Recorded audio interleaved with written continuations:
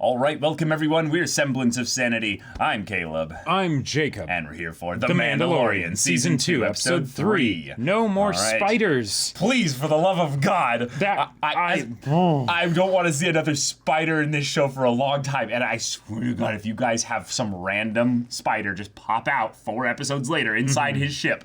Yeah, no. I'm going to throw hands. Let's not do that. But also, Baby Yoda, stop eating the children. I mean, they're eggs. Yeah, but like, if she gets there and it's like, oh, I only have two eggs left. What happened to the other 27? You know, like. I mean. But she got there alive in one piece, and yes, that's true. And that's it's not just the Mandalorian she has to thank for this. It's also the New Republic. Mm-hmm. Those 2 X-wing pilots. They really came in some clutch. Work, yeah. Oh yeah, saved their bacon. But the ship is in shambles. Yes.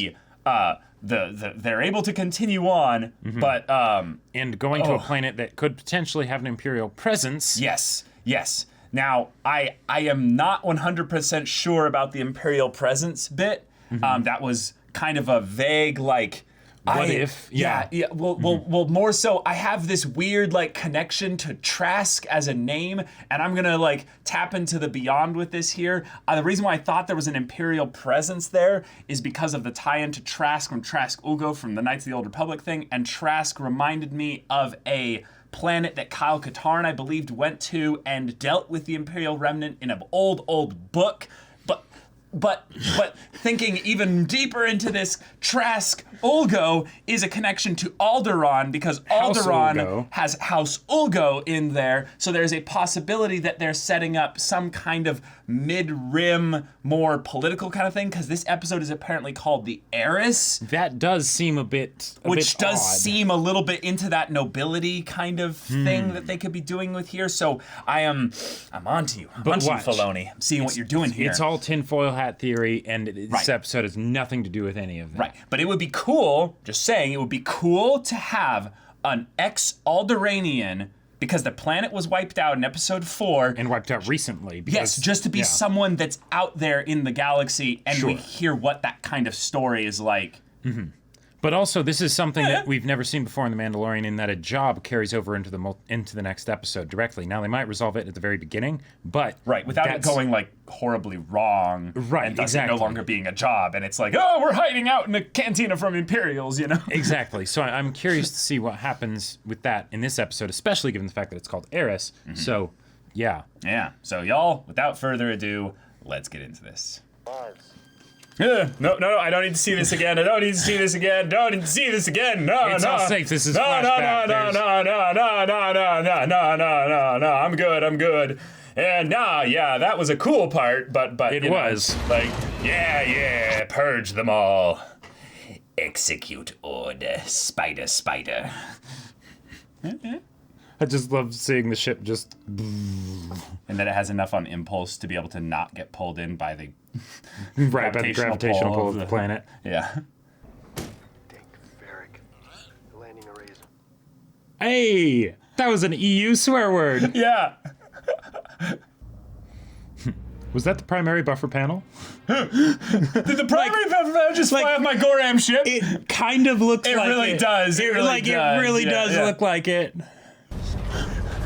This is sure gonna get interesting. Define interesting. Oh God, we're all gonna die. Yeah. This is your captain speaking. We may experience some slight turbulence and then explode. Yeah. Oh, Mon Calamari. Hey. We're trying. Oh, they're actually on. No way. They're actually a landing pad. Oh. Nice and easy. Oh no! Oh shoot! Well, hopefully his ship is. All right, Jack Sparrow it onto the dock. Yeah, he might be done with the Razor Crest then if that thing sinks. Yeah. Oh no! Okay. And then the cockpit is sealed, so of course they're fine, but it's more of just.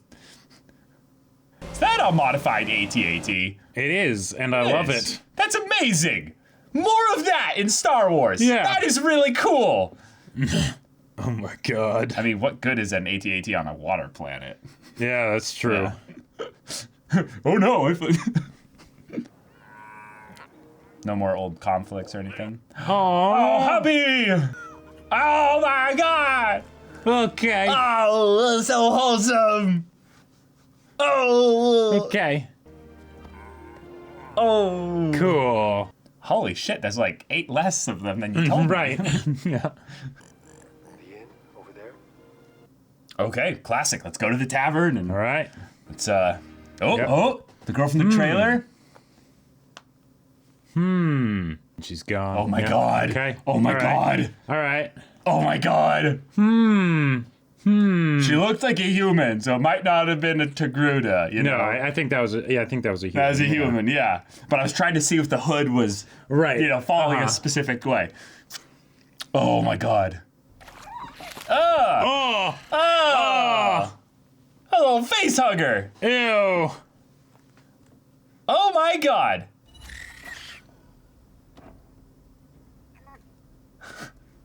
The little baby's like, good, this one will fight back. I like it when they The fight eggs back. were boring. As they leave, the Mon Calamari just chuckles to himself. It's a trap. Yeah, they really tried to make that specific Mon Calamari have the Admiral Akbar style voice. Mm-hmm. It was like, oh, hello, yes. Oftentimes we'll feed her in the early morning, but we missed that because we were going out of power. Whoa! Bro! Whoa! What the hell? Dude! Well, it's a Well, trap. yep, it's definitely a trap. Holy crap! Fire off your darts. Yeah, I probably won't be able to get through. Just use it. Hey, okay. Hell yeah! Wait, that's... Dude, hold on. Is that? It is the armor! Yeah. Yeah. Okay. Yeah. Holy crap! And the wrist-mounted guns. Our suits are aquatically adapted. Yep. Oh my Holy god. shit. Oh, so close. Yeah. Jeez. Can't scare us like that, show. Come on. Say your name. Come on. To deliver this child. I was hoping that Yes. Wow. Yes.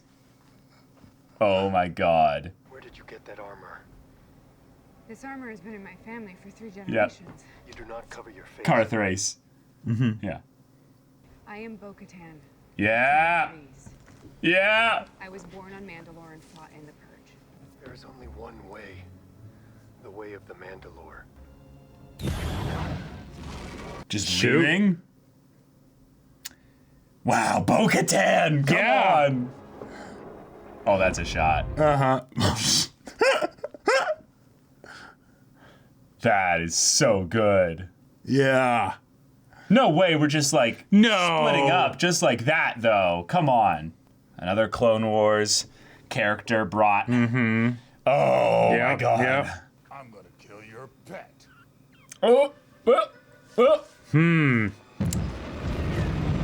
Okay, saved again. Oh my god. This is the way. Yeah, And sold with the plunders of our planet. the AT-AT stuff. Okay. We'll seat any Mandalore on the throne.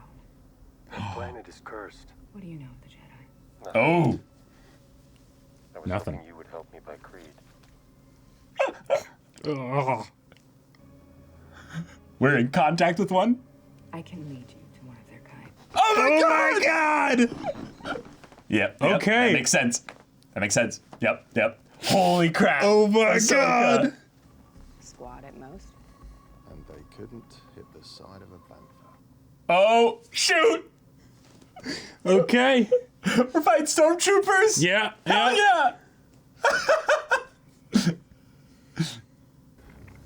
No, Baby Yoda. Don't do it. Oh, okay. Oh. All right. Sweet. Oh my god. So, was I accidentally right last week? That there is a small Imperial Yeah, I guess. thing going on here? Uh-huh. Oh man, I love this. And like Gazanti cruisers, that's like Yeah. from way back Way when. back when, yeah. Poor guy. Okay. Wow, that was. Yeah. That was. Oh, bye. That's just mean. Wait, did you recognize one of the actors? Yeah, this guy. Oh, yeah. I forgot his name, but he's in so many things. Oh my god. Oh my god. Hell yeah. Okay. All right. Yes, please. All of the yes. Yeah, he's feeling a little awkward moving with their squad, you know? Right, because he's used to working solo. Right. How many of them are there? Hard to say. At least 10, maybe more. Wait, they're Mandalorians. Wait. All right, evacuate the ship. Climb now. Yeah. Yeah, they might get shot at by the... Right, but it's worth it for them at this point. Oh my god, this is so cool! This is amazing! I love it! Oh my god. And all this is leading to Ahsoka, Jacob. Yep. Alright. We need to hold them off until we can make the jump to hyperspace. Yeah, about that. No, it's not gonna work out well. Just... Yep. Close the doors! Yep. Which one? All of them! In the cargo control area. Wait. Control area. In the cargo control. Control area. Oh my god! Oh, we're not jettisoning anything. We're taking the whole We're taking ship. the entire ship. Yep. Yeah. There is something I need if I am to rule Mandalore, something that was once mine. Wait. The Darksaber. Oh. Darksaber. Yeah. Yep. Okay. This is the way. Oh. We have an ideological difference, but you're Yeah. also outnumbered 3-1, Mandalorian. And in the previous episode, the whole thing was mentioned of being, like, keeping your word and everything. Yep. Moff Gideon. Pirate hijacking. We need backup immediately. Immediately. The same pirates that have attacked our other vessels. I'm afraid that's no longer an option. Yeah. Wow. Long live the Empire. Whoa. Wow. Long live the Empire. Okay. Jeez. Okay. All right. Holy crap. Okay. Oh my god. Is Mando gonna do this? 9,000. This is the way. Whoa. Dude, they are scoring up his armor something fierce. Oh my god. Go. Come on. Hopefully you have something tough enough to get through the, Oh, man. Oh, no. Oh, there you go. The Darksaber. Yeah. Oh, all right. There we go. Cool. Hell cool. yeah. Okay. We are in this, Jacob. Yep. Oh. Holy crap. Shit. There you'll find Ahsoka Tano.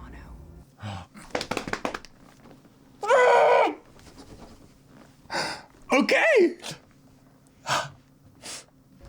This is the way. This is the way. All right. Okay. Bless you, Dave Filoni. Yep. You mad lad, you made it happen. You did it. Wow. Oh my god. Holy shit. This. Oh, my heart. Be still my heart. Aw. Oh. See, now we respect life. Exactly. Yeah. Okay. Oh, this is sweet. Yeah. But we got I gave you 1,000 credits. This was the best you could do. Oh my god. Wow. Yeah, only 1,000 only credits. 1,000 credits, yeah. In a tumultuous galaxy, yeah, 1,000 credits is not going to do you much. Mm-hmm. Your jetpack is worth like 3 times that. Official look. No. Oh, yeah, okay. No! Oh, no. God. Oh, no. And showing the compound eyes and everything. There you go. Okay. Squished it and then gave it to Yep. him. He's like, you can eat this, right? Oh my God. Oh, wow. There's the primary buffalo. right. Yeah. Oh, man. Wow. Woo. Bryce Dallas Howard, direct John Favreau.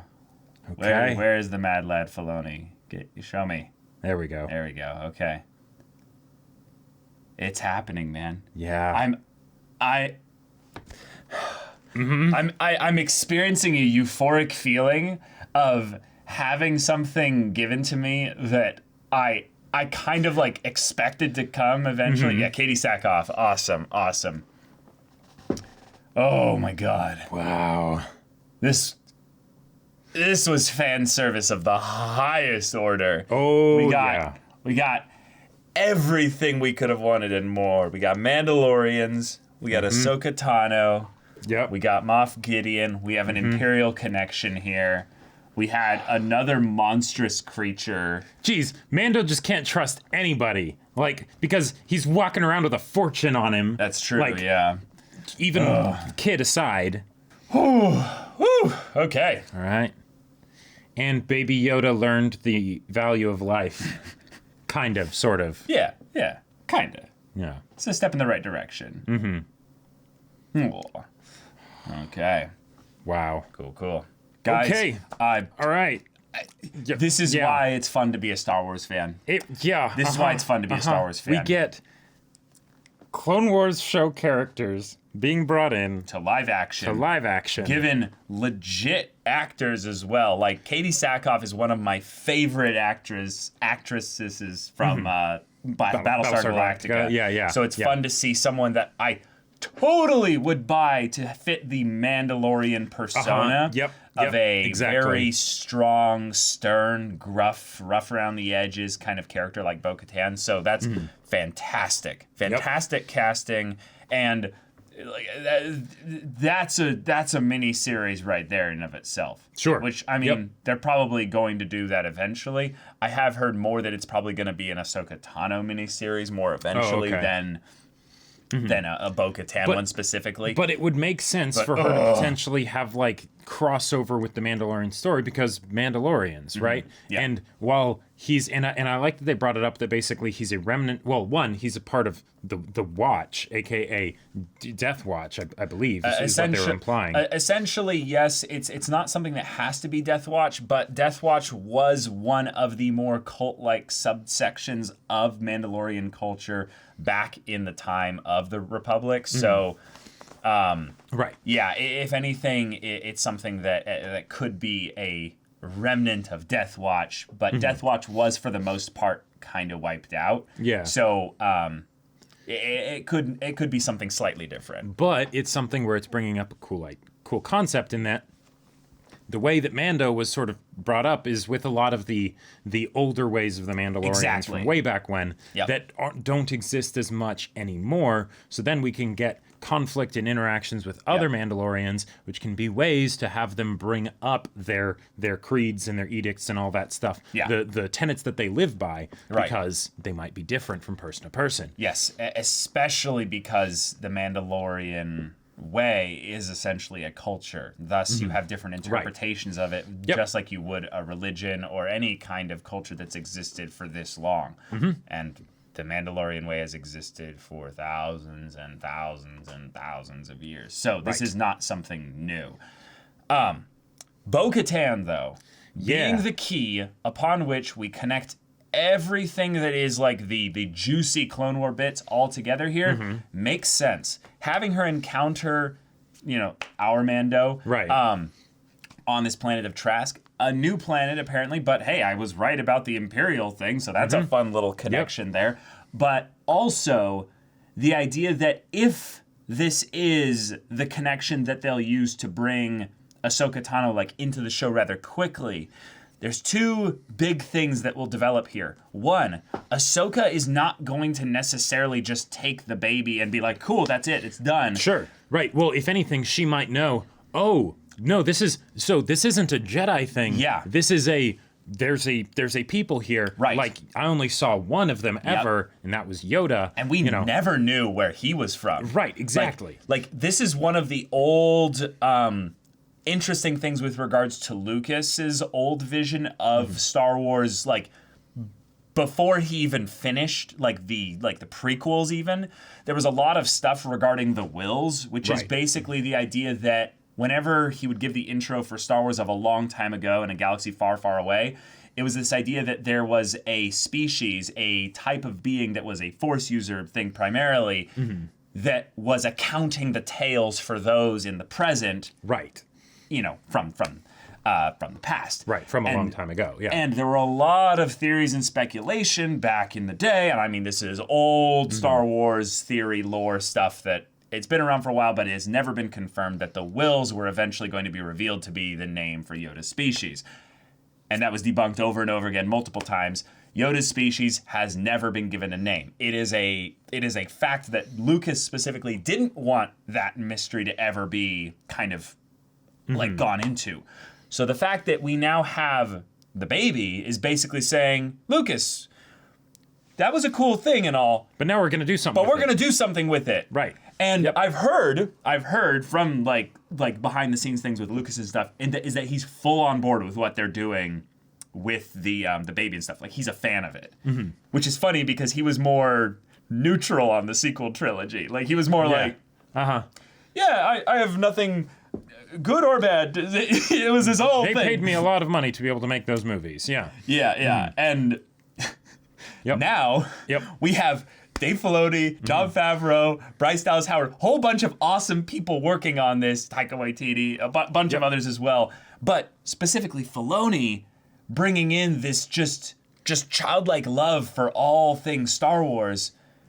Ahsoka would be the tie-in to not necessarily a sudden alliance where he's going to join up with Ahsoka and, you know, they're going to help the New Republic deal with the Empire or something. Right. But Ahsoka knows so much stuff regarding the Jedi. Oh, yeah. And so much. And Ahsoka can also potentially, now I don't know how long they're going to have Ahsoka in here, because Ahsoka definitely seems like the kind of character where it's, let's bring her into live action so that then we can do her own show, you know? Yep, 100%. But Ahsoka can provide something that the Mandalorian never could, in that she understands the Force. Yep. Mando doesn't.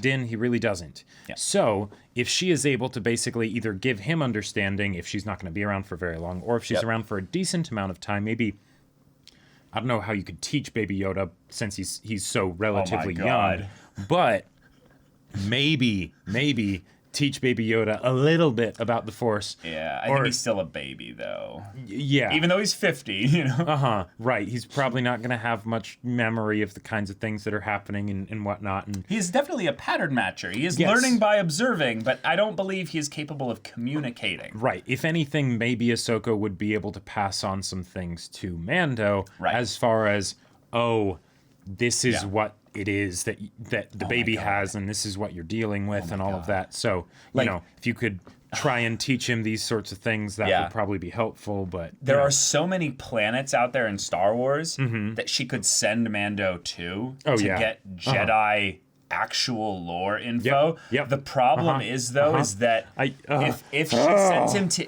anywhere near kind of like Republic space and everything like that, which is probably some of the places that they would first set up a bunch of bases, are some of these places where you would have like a definite like tie back into the Jedi because Luke is involved in all this and everything. So I feel like it's a little bit risky to send him to places like that. Yeah. But if this ends up being a literal KOTOR 1 style segment of the story where she's like, no one ever really found Yoda's planet, or if they did, it's like deep Jedi archives, and the Jedi Temple is completely wiped out. So find all the star maps. So find all the star maps. Yeah. If I swear to God, guys, if in season 3 it's him looking for star maps to like Yoda's homeworld, I would jizz my pants. I will freak out. So because there's so many other things that they could do with that as well. It's basically Mandalorian is the show where they're now basically saying, you're going to have little mini adventures. Yeah. Just opening up the lore of Star Wars all over again. Getting everyone excited about this universe. It's what the sequel trilogy should have been, in that you get to play around with your Star Wars action figures again. What are you gonna do? Don't worry about all this Skywalker drama bullshit. Just, you're in Star Wars. Have fun. Have fun. Why weren't they able to just be fun? Yeah. Like, and we have that here, and we can do it for as long as we want. We can go in whatever direction we want. Yep. You know, like it's the ultimate fan fiction amalgamation. Yeah. But thankfully, with people that really know their stuff. Yeah, thankfully, I would say that it's not just fan fiction, because there were a couple things this episode that they, I would say, deftly avoided. One was the idea of, because they are Mandalorians and what have you, Bo-Katan is one that's on a mission. Mandalore had its purge, so they have scars that make them really hate the Empire. And given that, you know, our Mando here is he's not really good at playing with others in general when it comes to people that have He's a different the lone way of looking cowboy, at that. you know, Yeah. Like, you know, Tuscans, sure. They're not really as, you know, gung-ho about things going a specific direction. Right, But it's aligned interests, basically. Right, but a kind of, what would Bo-Katan even be now? Because they're not fighting necessarily for freedom. She's a revolutionary, basically. She's basically setting up the Mandalorian people to be able to fight back, which is crazy because they're still kind of broken and scattered. So it's not like Bo-Katan has, you know, hundreds of Mandalorians at her beck and call across the galaxy. Although she did say, she did drop the division word, you know, when she was talking about getting the weapons. Now, that amount of weapons, you know, military terms in Star Wars and things like that they're a bit flex, you know? Yeah. Like, they talked about a squad, but there were a lot more stormtroopers than a squad in there, you know? Right. So, like... Back not an actual division. Right. Back before A New Hope, Bo-Katan didn't have more than, like, 100 Mandalorians with her.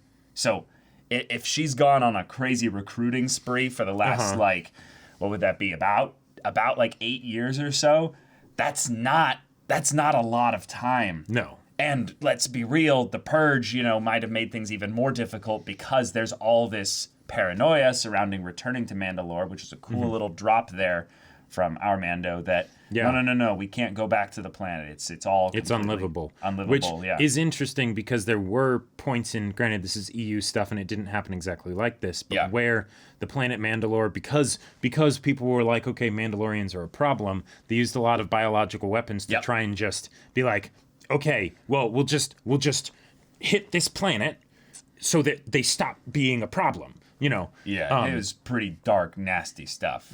And I think in the specific bioweapon that they used was more for like a specific bloodline of Mandalorians or something like that. Like it was it got a little weird. It got a little weird and specific. But so things like that, it could just be propaganda stuff. It could be, you know, whatever. But who knows? Right. Who knows what it'll end up being? Because this is a new telling of, you know, Star Wars.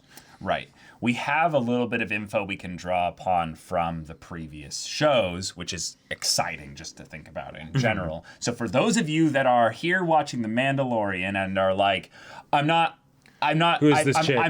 getting it. Why are we freaking out about these specific names? That's okay. Just know that the Clone Wars, specifically the Clone Wars TV show, Rebels as well, but mostly Clone Wars, you have a lot of episodes that can give you a lot of excitement and context as to what's going on right here. Yeah, Ahsoka Tano is a name that most Star Wars fans at least have heard of, probably. At this point, yeah. But that's more just because she was not only in Clone Wars and was like the main character, really. She was also one of the big characters in Rebels, which that's a little bit of a spoiler, but it's more of just a thing of Dave Filoni really loves a few things. Owls, wolves, and Ahsoka Tano. And he will put those things into Star Wars at every chance he gets. And that's more of the little stuff. But anyway. But the point is, if you don't get this stuff, that's fine. You know, Darksaber, whatever, okay.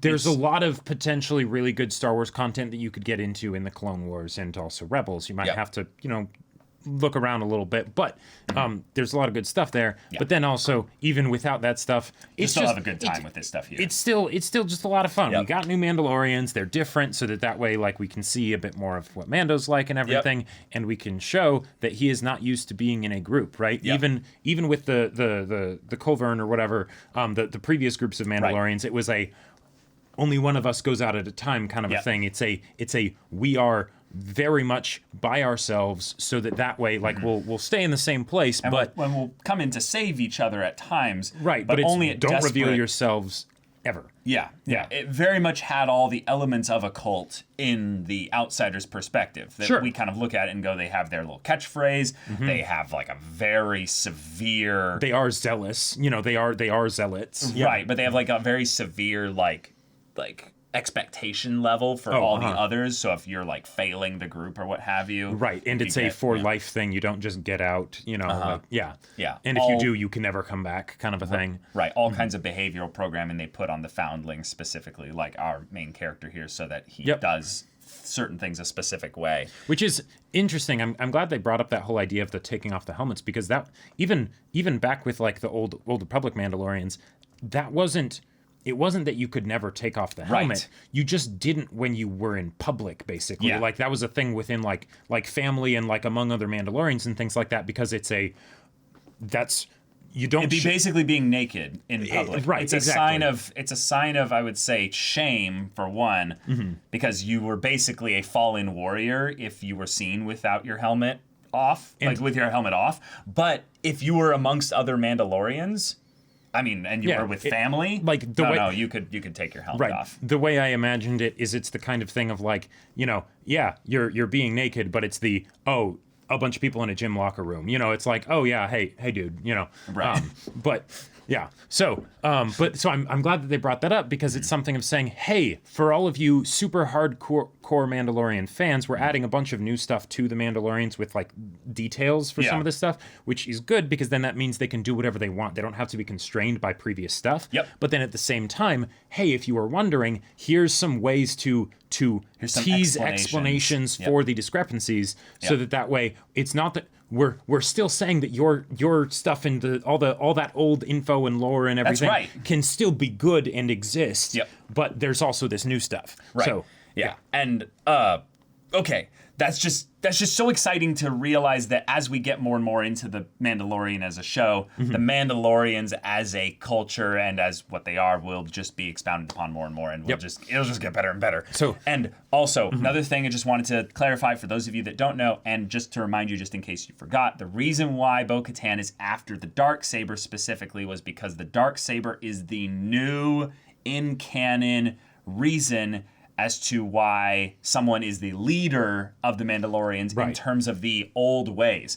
And the Darksaber was a lightsaber, I believe, that was a Jedi or a Sith's, or Dark and Jedi. they killed the Jedi and took the saber. And during the war, and basically they used it to unite the clans of the Mandalorians against, I believe, the Jedi. Right. We have I took the weapon of our fallen enemy, and now we shall defeat them. And they slew, tons of Jedi with it. The Mandalorians, that was one of the cool things about the Mandalorians. With the Beskar and everything, is that they were some of the few warriors that could actually go toe-to-toe with Jedi and everything. And Jedi have kind of force powers and against stuff. the Jedi. Yeah, like but we could eventually get into how they lost. Right. There were yes, exactly. But like, so and one of the other things that I thought was really cool, and this is a small detail as far as what I'm extrapolating from it and stuff, but I think it's very clearly there for the Mandalorian superfans, right?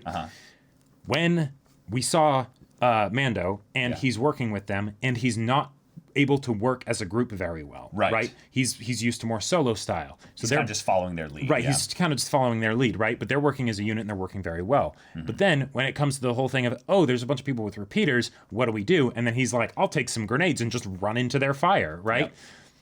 So back in the old Republic days, like way old times, there was the Mandalorian Crusaders, who were more the individualistic and like didn't have as much like tactics and stuff. It was you're a strong warrior, I'll follow you kind of a thing. But then there was the whole idea of the Neo-Crusader movement, which is something where they started adopting more like uniform armor, whereas before it was like each set of armor would like be different and modified and things like very that. specific classic blue look. Right, exactly. Classic blue look, which is not exactly the same as the ones that we saw here, but it's very similar. So awesome. And they were able to do more on a galactic scale because they were working in units, right?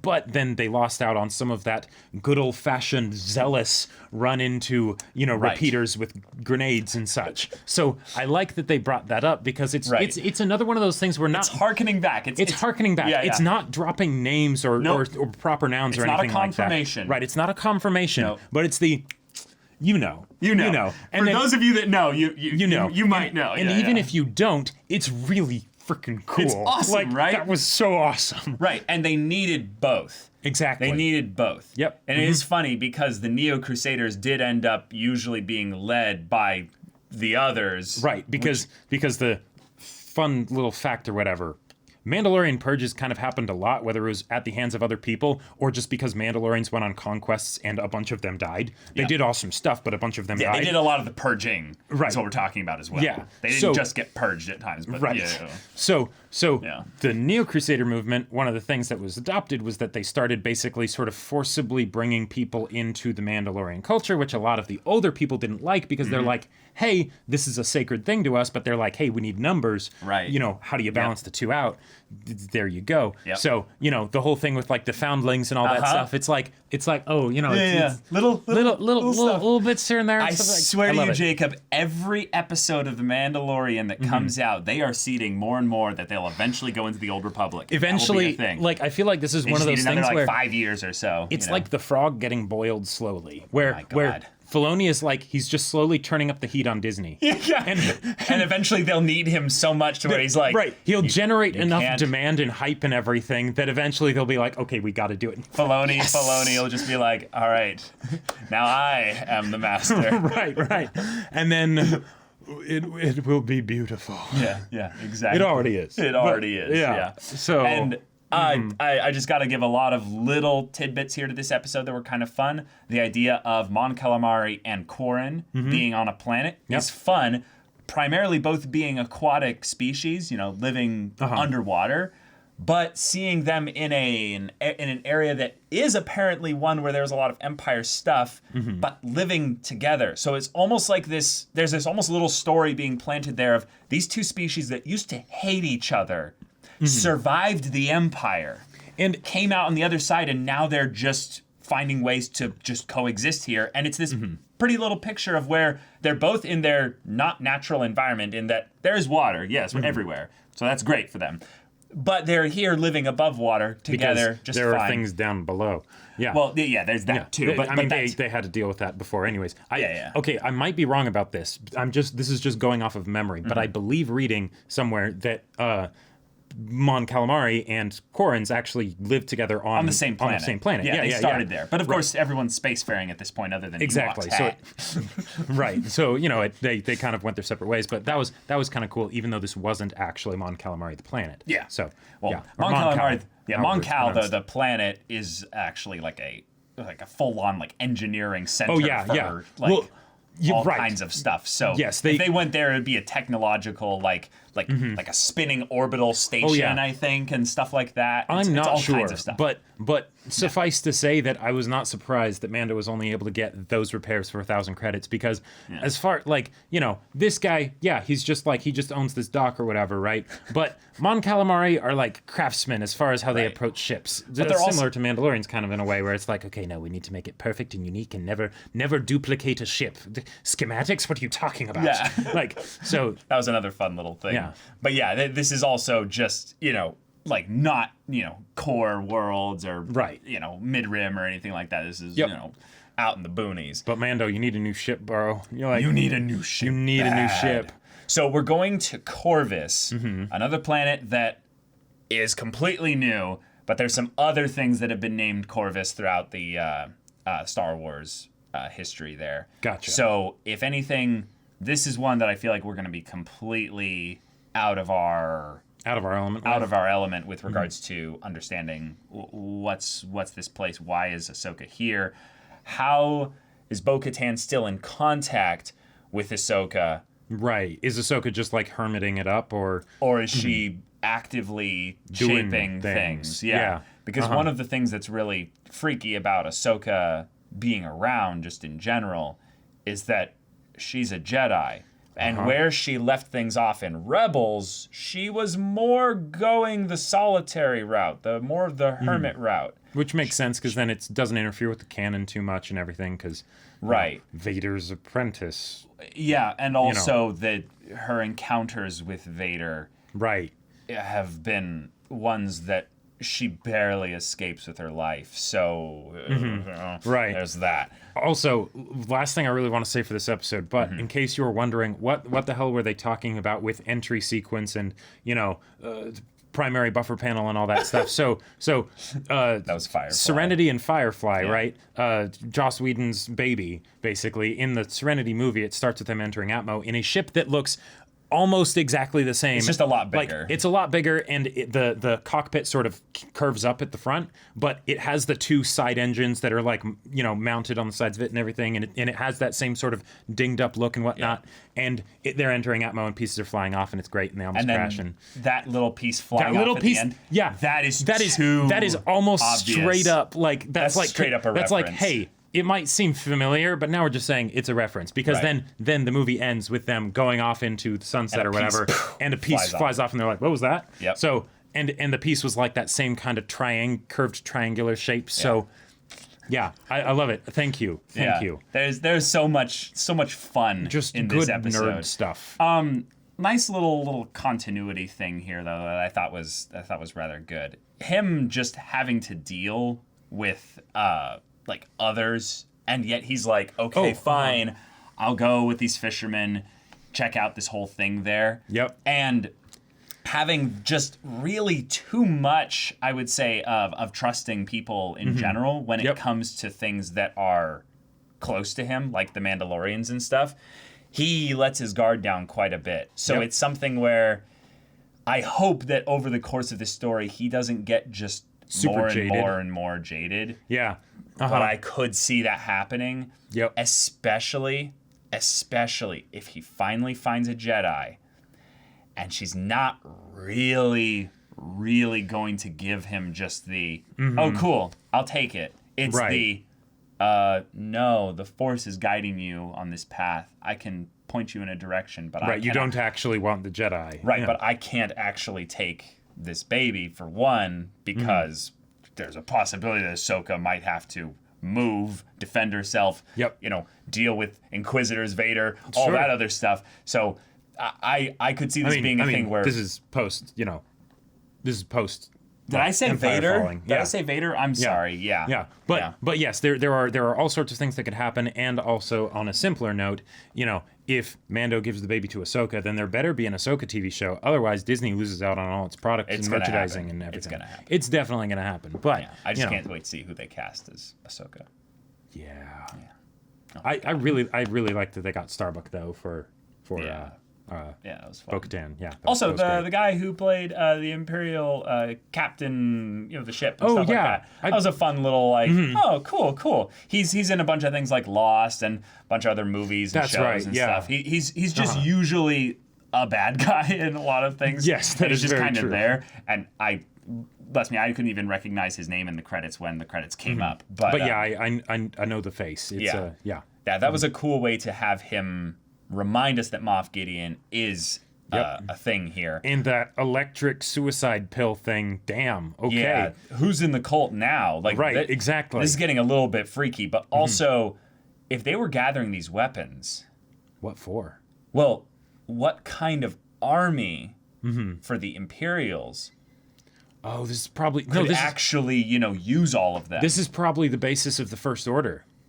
This is probably how the First Order got started, because it's basically the Imperial remnant, But then, how do they actually gather everything up? How do they survive? How do they gather everything up? Well, they need to gather everything up, but how do they survive long enough until the point of the Force Awakens and things like that? Leave no trace. Yep. Yeah. So, okay. Yeah. Cool. Yeah, it's a good point. The whole thing of taking the ship down might not have been for the sake of keeping the weapons from the Mandalorians, but it could have been just keeping the New Republic and from just having stuff in general. evidence and realizing that we are doing this. Or just having anything that they can trace back to where the ship was going. Sure. Because there might have been, and this could be kind of interesting to go into, just that the New Republic is hunting the last bits of the remnant with, X-Wings patrolling and stuff like that. Yeah. It's cool stuff they're seeding there. But Yep. no, this had a lot in it. We didn't even discuss really all of it, but wow, so much to talk about. It's a fun time to be a Star Wars fan. Next week is going to be insane. If boy. we actually get Mando Good having his mid-season ship finale. being able to make it to Right. Corvus. No more spider attacks or X-Wings God, or please. anything like that. If we're gonna crash somewhere and deal with some weird creature, have it be like rats or something. Like something furry and cuddly and cute, Like not rats or cute. They can be cute. Yeah. But, yeah. Crash on I don't know, somewhere else. Yeah. Anywhere else, Yep. please. But y'all, thank you so much for watching this episode's reaction and discussion. If you want to see the next episode's reaction and discussion, you gotta wait with us for next week. You do. And it's gonna be awesome. But if you want to see a full-length timer version of the reaction where you sync up your Disney Plus footage with this, go check out the link in the description below for our Patreon. Any level of support gets you access to our Discord where you can chat with us and the community there about The Mandalorians, a show, Star Wars, lore, stuff like that in general, the EU. Check it out. It's really fun. And also be sure to check out our Twitch channel. Yes, we stream Monday through Friday at 3 p.m. Pacific time for each of those days. Mondays we do podcast. It's a ton of fun. Tuesdays we do One Piece dramatic manga readings. And then Wednesdays and Fridays, Caleb does gaming. Yeah, I'm playing Hades right now. Yeah, and then on Thursdays I do gaming, which currently is Persona 4 Golden. Yeah, so if any of that interests you, we'll see it there. But until then, we're Semblance of Sanity. I'm Caleb. I'm Jacob. And we'll see you all next time.